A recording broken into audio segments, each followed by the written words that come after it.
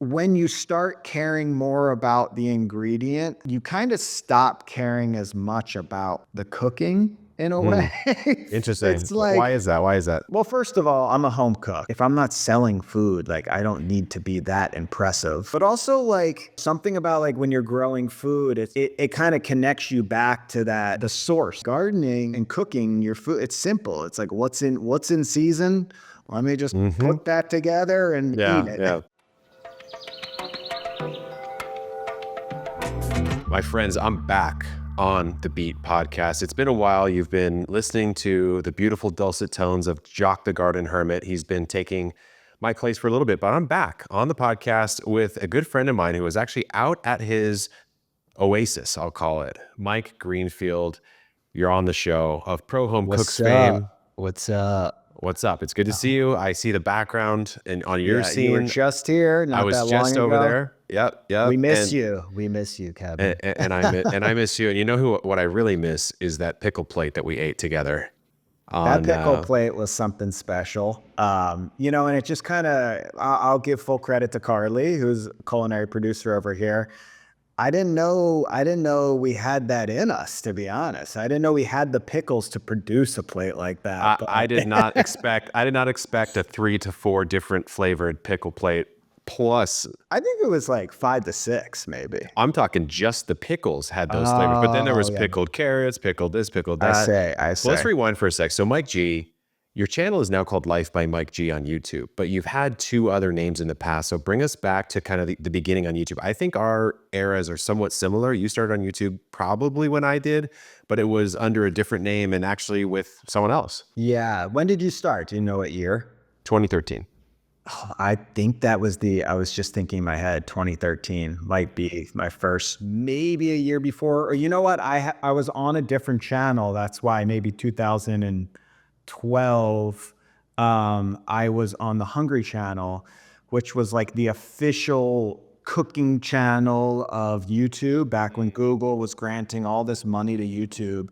And that's how we initially got into YouTube, but we were on a produced show with like, big budgets and those budgets ran out quick as, now we all understand sustainability on YouTube, which wasn't a thing back then, or there was no understanding of that.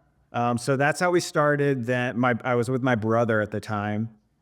We took over fans from that over to our own channel when that shut down. And yeah, we just started pumping out videos around 2013. We thought like that we were like, late to the game back then, which is kind of funny. The same thing. I thought the same thing. Like the OGs 2006, 2007, which is so funny. And then I hosted that show with my brother for like 4 or 5 years. We built up the channel a bit, and then just a bunch of creative differences and other things going on where we split. I actually bought the channel from him in the business, basically. That was the business, and rebranded to Pro Home Cooks, and then rode that out for I was still in the city. That's when I was building out a studio in Brooklyn. Did that for about 4 or 5 years, and then recently just rebranded to Life by Mike G. So yeah, 3 changes. Three rebrands of the same YouTube channel. Which is, I would say, a pretty rare thing to even do one rebrand on YouTube. And I promise, guys, we're going to talk about gardening. We're going to talk about cooking in a second, but we have to nerd out. When you find another YouTuber who's been in the game for over a decade, you got to talk about it a little bit. That's what Kevin and I generally do, is we just nerd out, because it's nice to talk to. Maybe this is our private conversations just being recorded, right? I think so. But you know what I like is every so often, like once every few months, you'll just drop me a voice message on text, and I'll be like, okay, cool. Like I got the download from Mike. Yeah. So to me, it's really rare to have longevity on YouTube in general. It's even more rare. I can't tell you how many channels I see like in the graveyard of YouTube that have done this rebrand thing, right? You've been able to do it twice with different hosts and expanding your content into different things. And of course, that brings us to kind of what we got to know each other for, which is I was learning cooking techniques from you. Actually, I just baked a sourdough up this morning. Scoring, probably not super great, but the bread itself was quality. And I learned that from your channel. And then as you've gotten into gardening, you found Epic, and so this is kind of how we connected. And I think we both come at a similar approach to life, but we just happen to choose a different avenue into that same philosophy, right? And so for you, it's cooking. It was fascinating when I got into gardening, because I had gardened, I had a rooftop garden 12 years ago. But at that time, actually, I remember, what was it, like growing your own greens with that channel? Who's Growing like, your greens, John Kohler. Yeah. He was like, that he was a big deal back then. I just don't think you were, I don't think you were producing content when I first got into gardening. And then I took a long break. That's when I was like heavy into food. So it was wild getting into gardening, and just, it's funny I could really see how YouTube works in these niches. It's like, you never know, like, you have so much evergreen content that's on there. You never know when someone is going to start a cooking journey or start a gardening journey, and then just all of a sudden hit your catalog of content of, 10 years of content. And that's what happened with me with gardening. Is like, I got into it and I just wasn't watching any like, I always had such a passion for gardening content, but I just didn't even want to like see it for a while because I wasn't doing it. And then I got a piece of property, which was, let's say half an acre of a sunny plot. So it was like, all right, I have to learn like real gardening. Like, I have to, learn how to properly maintain soil and start seeds and compost. So I'm all of a sudden thrown into this. Of course, I'm going to go to YouTube. So I remember seeing you and being like, wow, first of all, it's kind of crazy that our content is similar. We have a similar style, yet like I knew nothing about you until I had a passion for, or until I needed to learn. And then all of a sudden I'm crushing your content and other people's content for the next year or two, which is it was just like it was cool to see it from the other side, because I would imagine people get into my content for cooking the same way, where it's like, I'm learning how to cook. I go on YouTube. There's all of these different personalities. What personality do I relate to? What style do I relate to? And that was really cool to see with gardening, was like all of these big personalities out there, you, James, Hugh, all of these guys that had different ways of gardening and different personalities, different types of content. So I just started intaking, everything. Like, the rabbit hole, which is, it's crazy, because I'm obviously, like, I'm a YouTuber. I'm a big YouTube consumer though as well. And I have weird, like, if you looked at my channel subs on my personal YouTube account, they don't overlap gardening very much at all, because I try really just to not watch that field. I try to come up with my own stuff there, and I pull inspiration from other areas of life. So I've got like gaming channels I follow, etc. And I was out at a YouTube event earlier this year, actually right after I was at your place, and walking around, and I got the exact response that I would imagine someone might have if they spotted me out, because sometimes someone will say hi to me when I'm outside. Yeah. And I was like, oh my God, like, I'm on the other side of that parasocial relationship that can sometimes develop, where I was like, oh, I watched, I saw Graham Stephan. I watched a bunch of his finance videos back in the pandemic times. I saw Air Rack. I saw all these people, and I was like, yeah, I've binged most of the channels in this room at some point in my life, at some part of my journey. But I think what it gets so interesting about what you and I do is we're not pure entertainment, right? It's really education, and you try to make it as engaging as you can.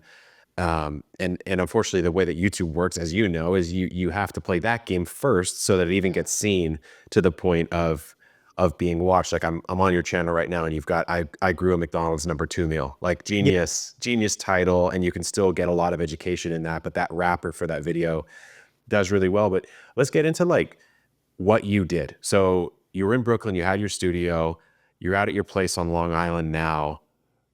You guys can go check the tour out if you want. There's a tour that we did with Mike on his channel, as well as our own Epic Gardening channel. But give everyone listening just a bit of a primer, because you have a pretty impressive, I call it like, not really suburban homestead, but it's not really rural either. It's like somewhere in the middle of those. I live in the suburbs straight up. Long Island was the first suburb in America. So like, I couldn't be more suburban. Basically, I do want to hit on the education later too, because I think it is an interesting thing that we both kind of share and how that kind of works into YouTube. But, back to my journey, basically, when I first started making content, I was in my garden, but it was on a roof in Brooklyn. So like there was something always in me that wanted to garden, and I didn't really have gardening influence. Like my dad grew tomatoes growing up on our deck. That was maybe some basil. That was it, but I wasn't seeing it at all, which is funny now. My brother lives on a homestead, and we did not grow up in any of this with any of this influence, but I do think about where, I mean, obviously there's just, human biology and just the drive to, connect to nature and grow your own food. But I don't, outside of that, I don't know where it came from. But there was always this connection early on.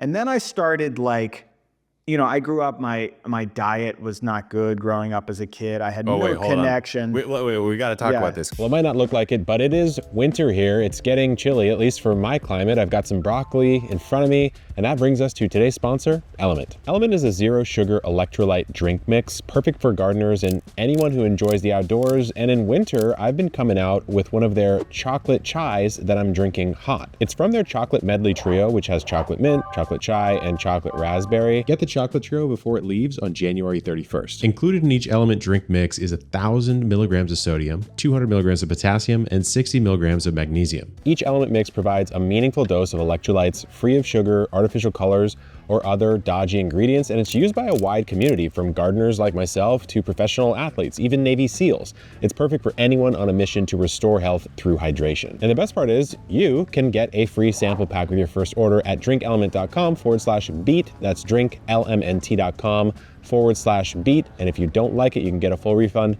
No questions asked. Now back to the podcast. So how old are you? I am 36. Okay, I'm 37. So we're basically the same age. So here's my deep theory. But before I present my theory, I actually just need to know, like, what was the Mike G breakfast when you were growing up? Like, what did you eat?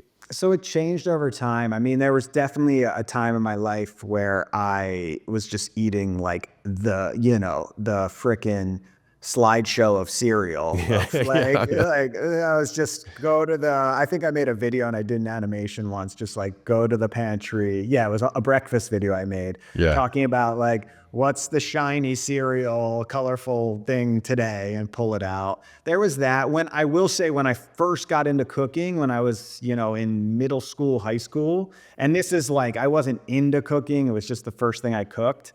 I was making like egg sandwiches on a bagel, and like that was like the healthiest thing I was making. That's all I knew how to make. So that was like my ideal breakfast, which is still, pretty intense. But just, grew up with like, just not great nutrition. So it took, and even when I got into cooking, I didn't really understand ingredients and cooking seasonally. That journey took me a few years. As I, got into my cooking journey, I was catering and I still was kind of just buying whatever ingredients were there.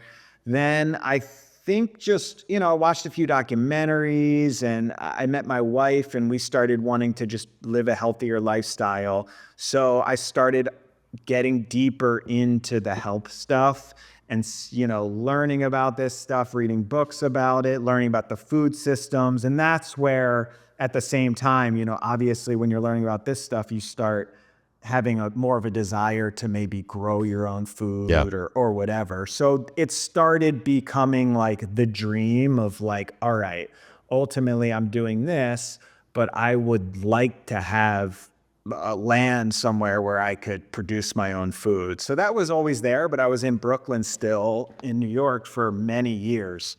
And then we had kids. My wife and I, we have two kids now, and she's from this area on Long Island, and we moved out here, and I got a place and just started growing food. It was like, all right, I'm ready to do this. It's time, and this was the dream, and that's been the last sort of 4 years of kind of growing that dream. Yeah, it's been really cool to see. And just for the 90s breakfast theory. So here's my theory. So it was basically the same for me. It was whatever cereal the last commercial made me want to buy, right?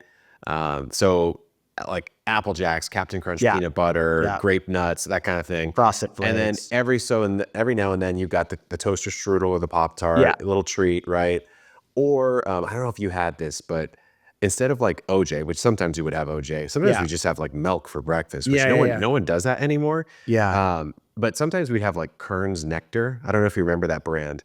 It'd be like Nah. in a carton and it'd be like strawberry banana juice or like cherry apple or whatever. I don't think we were doing too much juice in my house at the time. And it's funny because I love juice, but all of the milk and cereal stuff and the, All the same. occasional Yeah. Pop-Tarts, it is all the same. It's because back then, like the internet was just coming out. So all the media, right, that existed on what to buy and where to get it, it's just the TV.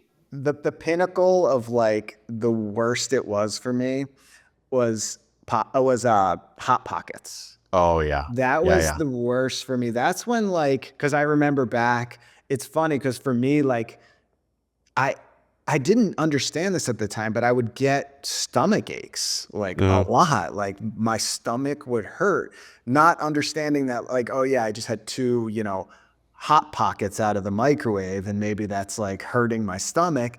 So it's just funny. Like that was like the worst for me growing up. And then kind of thinking back now, so much of like what I try to do is, not just live a healthier lifestyle, but like feel better. Cause I think I don't want to feel how I felt when I was a kid, which is zero nutritional value. Like Jerry Seinfeld has a great joke. He's like growing up, and he was obviously a whole generation before. He's like nutrition just like didn't exist. Like that was not a thing. Like people talk of nutritional value. It's like when I was a kid, there wasn't even nutrition wasn't a thing. It was just like we were eating like junk. You just ate stuff. Yeah. Yeah. You just ate stuff. Yeah. Well, no, man. You think about the 90s, like it was fat's evil, right? Everything was low fat, fat free. Yeah. Atkins got huge at that time, or maybe And a little we bit had later. a lot actually. of that in my household of, the fat free and I the almost never diet drank and whole like, milk. Like even to this day, my mom will sometimes say, "Oh, that food's too fatty. That food's too this," and maybe she's right sometimes, but like it's coming from that sort of mindset. It's so funny because it's completely reversing where now, people are finally starting to cook with animal fats and like obviously, now protein is like everyone's talking about it. So it's interesting. Like it can go, you see like carnivore diets, like it can shoot to the other side of the spectrum and it's like, all right, let's like chill out a little bit, but it is good to see it, shifting. I remember when I first started getting into, I did have a stint of cooking where I was cooking more actively and I was like making my own ravioli and stuff like that. I remember when I was like 16, I made my own ravioli for my family and my mom and brother ate it in like 2 minutes, right? They ate it really fast. And I finally understood the other side of the coin because my mom would always complain that she'd like slave over something and then we'd eat it super fast and go play video games or something. And I was like, oh yeah, that's what that feels like. I guess that doesn't feel that good, Having kids now, oh my God, what a wild journey feeding them and like the effort it takes and just, like there are just moments of just, you work so hard and they're picky and they're moody and you just never know what you're going to get. Someday my daughter comes home and some days her whole lunchbox is empty. Other days it's completely full. It's like, it's like their metabolism is constantly changing, you never know. Yeah. So, I mean, look, it brings us to what you've done at your place where when I went out, I was actually, and I'd seen your journey, over the last couple of years. Every so often you'd sprinkle a gardening video in on the channel. I'd be like, oh, damn, that was a good idea. I should have done that video, but I would see little glimpses of your backyard. And so take us through it. I mean, when I was there, raised bed garden, in-ground garden, you've got trees, you've got this really awesome tunnel, and then you've got chickens too. So you kind of have the beginnings or even like the intermediate stages of a pretty sizable homestead. Yeah, it's funny because again, it goes back to watching all of you guys back, when I started, because I'm trying to think, it's almost weird to think about because it's crazy how much knowledge you can learn in a short period of time. Number one, like when I started gardening, it's similar with like a sourdough journey or a cooking journey. You just suck so bad. Like I remember really not doing well. Like my first season was really rough and things weren't growing and they were getting eaten and my soil was kind of crap and just kept learning and growing. So like I didn't really know anything in the I didn't know how to grow in soil. I didn't know what type of garden I wanted.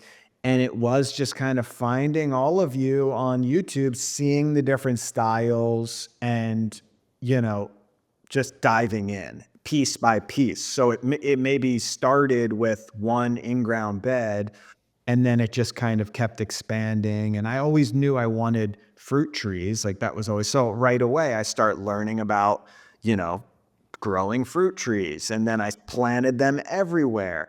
And then I, you know, learn about perennial gardens. Then I get a greenhouse. Then I learn about rainwater collection. And it just kind of, you know, snowballed over time. I'm sure Yeah. you know how it goes, but it really like, it started off just thinking like, okay, I have this property. I know I can grow food. I don't know how.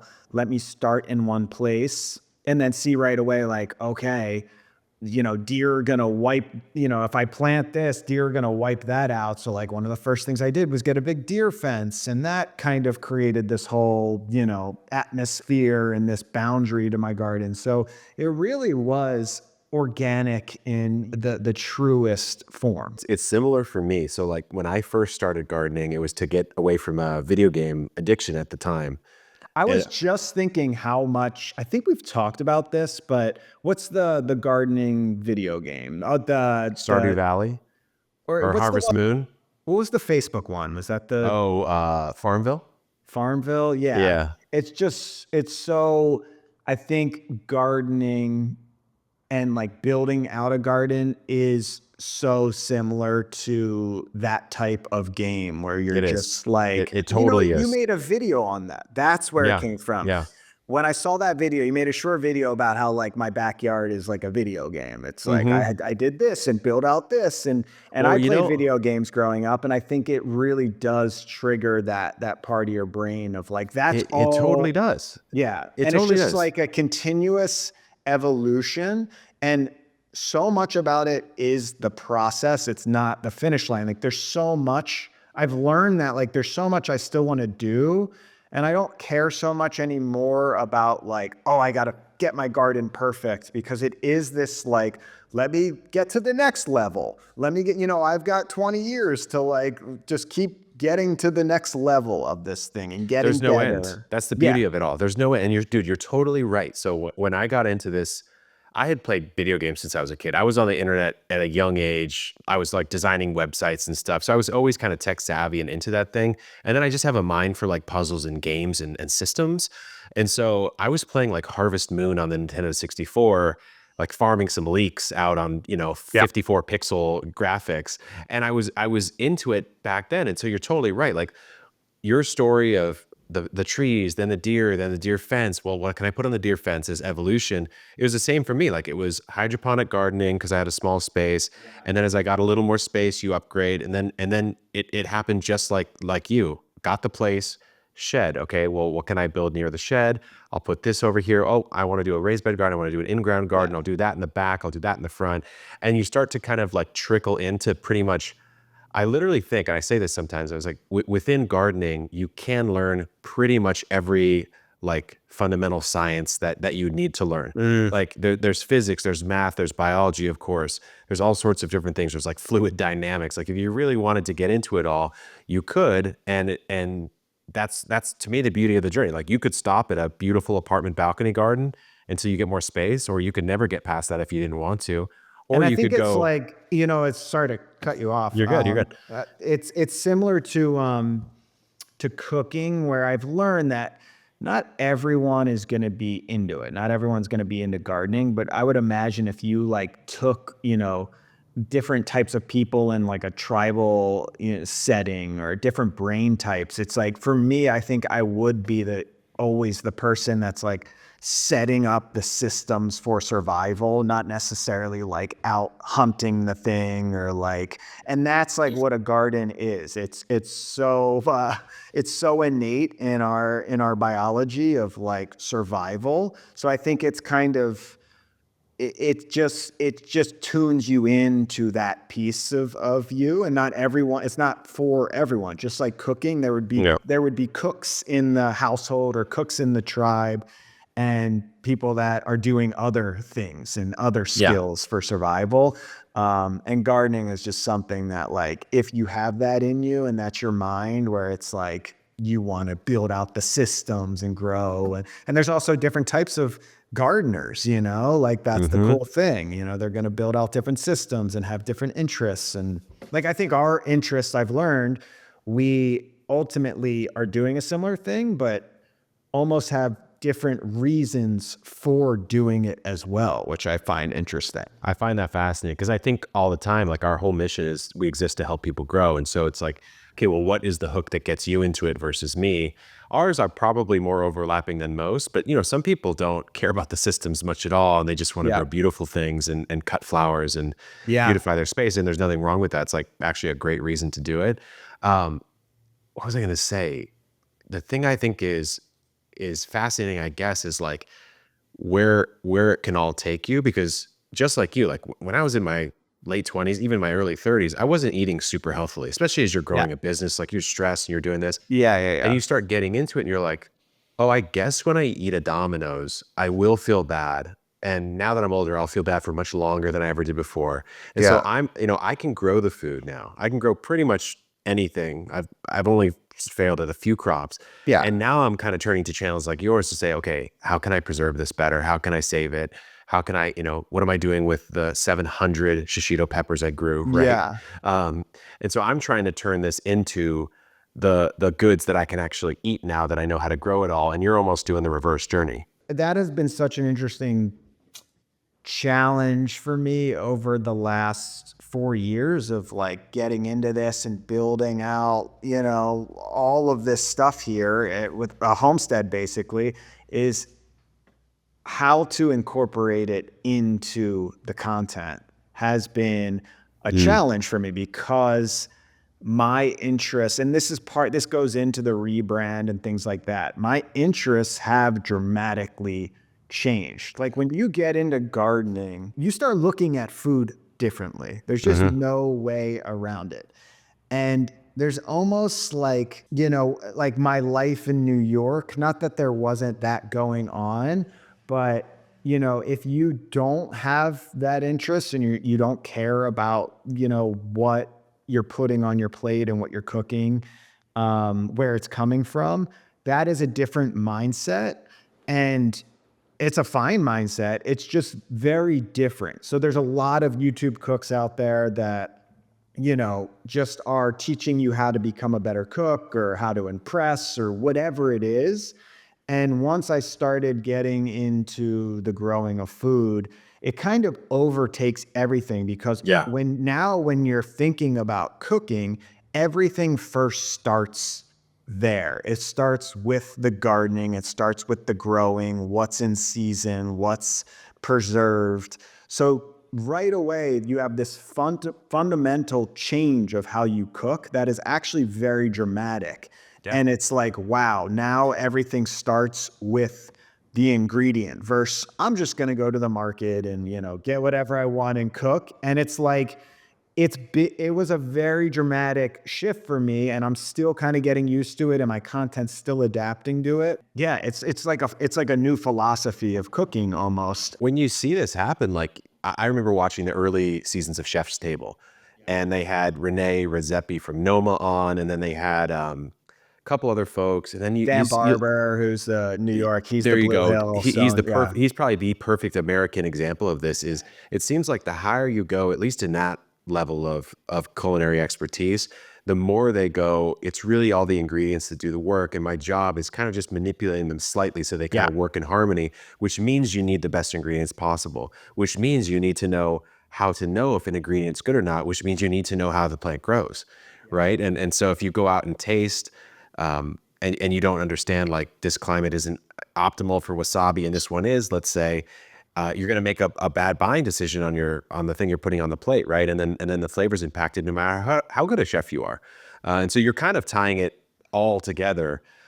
I think we're going to meet in the middle at some point. We should probably do some more collabs. Also, I think what's interesting is like when you start caring more about the ingredient, you kind of stop caring as much about the cooking in a way.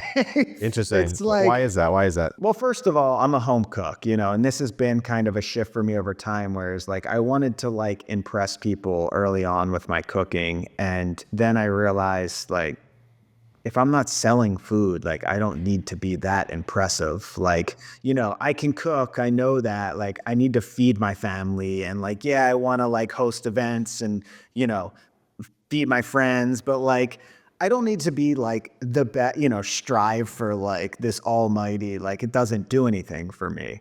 So that's number one, is like just accepting being a home cook, but also like, I don't know, something about like when you're growing food, it's just like it kind of connects you back to the source. It's like, oh, Yeah. this just came out of the ground. Let me just like cook it up simply. Like it doesn't have to be extravagant, and like let me eat it. And something about, I think, growing food simplifies my cooking as well, which is like, you know, sometimes with YouTube, you want things to be extravagant and like, you know, like that does well, the most expensive this, or Right, like right, the right, craziest this. And I'm like, you know, like gardening and it's and cooking your food, it's simple. It's like what's in season. Let me just put that together and eat it. Yeah. I find that like, because I focus so much on the growing side and less on the cooking side, sometimes I'll take the ingredients, and my perfect meal these days is one that I've grown fully myself. Yeah. So that most of the time that ends up being a breakfast, because eggs, right? I got Eggs, the yeah, eggs. yeah, of course. But every now and then I'll do something a little more extreme. Like I grew my own wheat, milled it, and made my own bread. Or I'll take, you know, potatoes or something, and I'll really try to elevate that into like a proper recipe. But you're totally right, man. Like most of the time what I'm trying to do is I'll chop up some potatoes, I'll chop some onions up, some garlic, I'll throw it in like my pizza oven, roast it, and now I've got like this delicious crispy roast potatoes. I don't have to like, I'm not making scalloped I potatoes. just noticed something though from that. It's like the sort of, because I'm thinking like YouTube, okay, like it's because sometimes I get caught up in that, like, oh, my food's not like extravagant enough or whatever. Clickbaity and enough. it's like clickbaity enough, but and that, you know, that would happen too. Same thing if you had a restaurant. It's like, am I like, is this impressive enough? But I think the impressive part is in the process of, you know, growing the wheat and taking it from this to that. And I'm trying to shift more into that, showing that entire process to really like, that's what's kind of cool. Well, you know, the one that just blew my mind, dude, is when I was at your place, you had this weird plant kind of stinkily hanging from the ceiling. And I was like, what is that? And it was tobacco. And you just released a short that I found fascinating, From Seed to Cigar. Do you mind sharing a little bit about that process? Because to me, that's like the perfect example. That is, I was thinking about that right when you said the wheat. It's like wheat to bread, seed to cigar. Yeah, you know, and this is the stuff I think that's super interesting, and I would like to kind of take the channel more in that direction.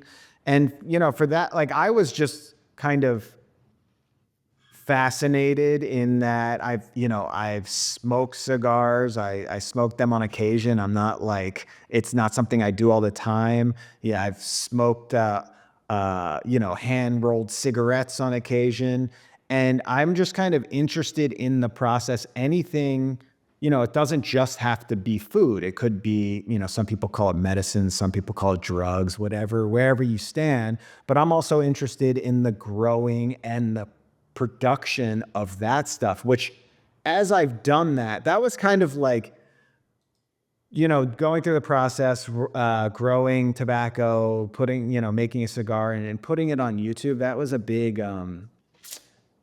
step kind of to go into, because it is a drug, or considered a drug for, you know. To be a little controversial, perhaps. Yeah, it was a little bit like nerve-wracking. But I am passionate about anything that's going in my body, like we're all human, like I am not endorsing drug use, but ultimately as human beings, like we, some people have a drink occasionally, like obviously there's addiction, and that is a real thing. And, that needs to be talked about. But, as humans, we alter our chemistry from time to time. And, if I'm going to do that, I would like to do it just like food in, the cleanest possible form, which is something that like you don't see. Like I'm producing my own alcohol. I make sake, I make beer, and that I barely drink, but if I am going to drink that I'm going to do homemade stuff. But like no one's talking about, other, like it's so taboo with like tobacco or cannabis or whatever. To me, it's shocking how much of our world's produced by plants that you just don't think about. I mean, we're all wearing mostly, I mean, this is a wool. Yeah. I guess it's not a good example, but Cotton wool. Yeah. the question I guess I have, well, first of all, how was the cigar? Was it comparable to like a normal cigar, or was it actually not that good? So it's funny because it's a short video. So like that's part of it is like, well, one, it's like a short video is great because you obviously, you get to like experiment, see what the audience is feeling without committing to a long video. But I don't get to explain like those details.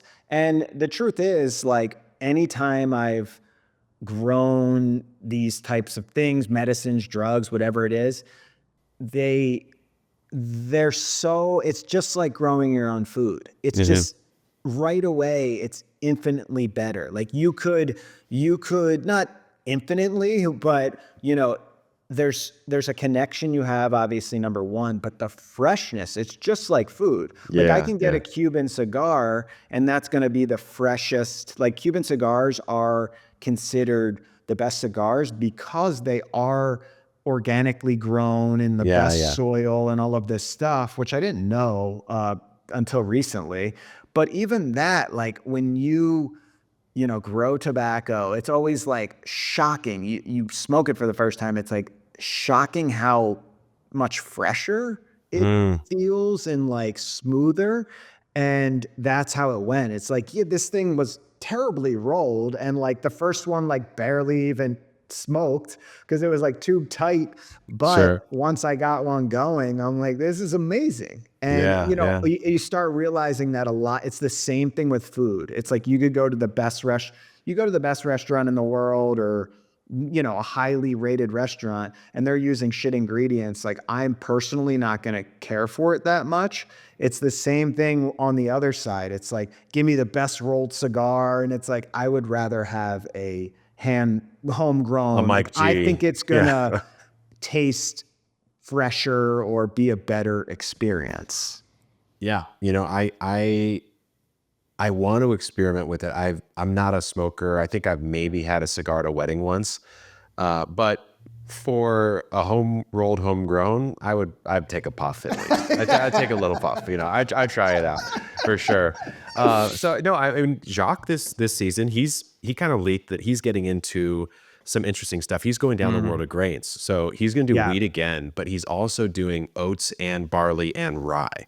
So I don't know exactly what he's planning to do with all that, but that's something like I've seen, I've seen little short videos on it, and it's something I would like to get into. Obviously, I mean, Jacques, I'm interested in his setup because he doesn't have a ton of space with those types of grain crops. If you have huge spaces, it's obviously much easier. Let's just say this. He does not have the space to grow all those. He's going to have to like dig something up or like rip up a part of his lawn or something like that. I think the tricky part about that stuff is like when you're gardening, obviously you're doing these calculations in your head of like, what is worth the space? What is worth the time? Yeah. When it gets to grain, it's like, okay, is it worth putting in this much effort for like one bag of grains? Whereas to me, it's a curiosities thing. Yeah, that's how it ends up. Like the only thing I guess I might say is, for some reason, I guess you don't have access to fresh grain or like grain that you could mill yourself, and you really, really wanted it for some special occasion, then it could be fun to grow. But I mean, your conversion rate's not that great on the grain. It's Yeah. like a pound in, 5 to 8 pounds out, but it takes up a lot of space. And then it's really not so much the space for me as it is the processing. Because with wheat, Yeah, that's you another know, like one. that's Exactly. the annoying part, because you got to thresh it, you got to winnow off all Yeah. the sort of chaff, and then it just gets crazy. That's where I think I fall out on that stuff. I'm like, oh, I think about the processing and it's like, I'd rather just grow tomatoes. The first time I did it, man, it took me like an hour and a half or 2 hours to get like a pound and a half of wheat berries. Yeah. And I was obviously stoked to do it the first time, but honestly, with a lot of the preserving stuff, last year I did the sort of Italian grandma, Mexican grandma, like hanging the peppers to dry them Nice. play. Yeah, I saw that. And like stabbing little bits of, twine through the caps of peppers for a few hours, and then not being able to like touch any sensitive part of your body for another day or so. It's like that takes an actual toll of time. It's a lot of time that goes into that kind of stuff. I know, it's But then you tricky. have it for the whole year, right? Yeah. So I don't know, where are you at right now? Like what's on the docket for Life by Mike G in 2025? Is it going to be more gardening? Is it going to be more cooking? Well, number one, I rarely think, a month, like probably like 3 weeks is the most I'm ever thinking ahead. Yeah. I guess with gardening now, that has changed things because like the tobacco project, for instance, it's like, wow, that's a whole new world for me of where Totally. with gardening content, you guys are used to it, which is planning ahead of like, I'm going to plant this, I'm going to make a video in 5 months. So right now in the winter, I don't really have that much stuff. Obviously, summer burnout from just gardening. Like I'm just taking a breath for the first time. And I think it's nice for me. Like I can still just kind of get into different cooking content and stuff like that. So yeah, I'm kind of just excited to get into some cooking content in the winter and then start thinking more about fun summer projects when, springtime rolls around. But to Cool. be honest, I really do not think too far ahead. And that's why I love YouTube, because you don't have to. I mean, everyone's different, but I'm just like, I produce videos, week to week on what's inspiring. And that's like, that's how it goes for my channel. And it works. It works for you. I mean, it's a fantastic It's been model. working for Cool decade for or so. a decade. Which is long. I mean, the average YouTube career is like maybe 5-6 years before you either do something really dumb, I guess, or like you get Dude, you get burnt out, honestly, yeah, it's like this game has, like, we've talked about it before, but it's like it's funny now kind of getting into like more of a longevity like area of our career, because it's like once you've been in it for a certain period of time, it's like, okay, now you see that careers are not that long, and it's like athletics, so they're not that long in the world of social media. So it's like people are gonna bail out, and like, how are you gonna just stay in? So it's like, a lot of it is things are changing for me, just kind of making sure I don't get canceled, making sure I take care of my As he grows and smokes his own cigars, right. Who knows what else is in the Mike G basement down there? But dude, it's been great having you on, man. Yeah. It's been fantastic having you on. Go check Yeah. out Mike's channel, Life by Mike G. We'll put it in the podcast description.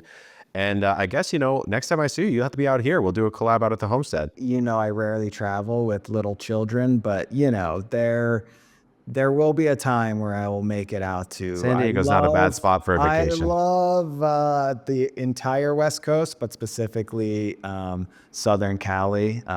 So there will be a time.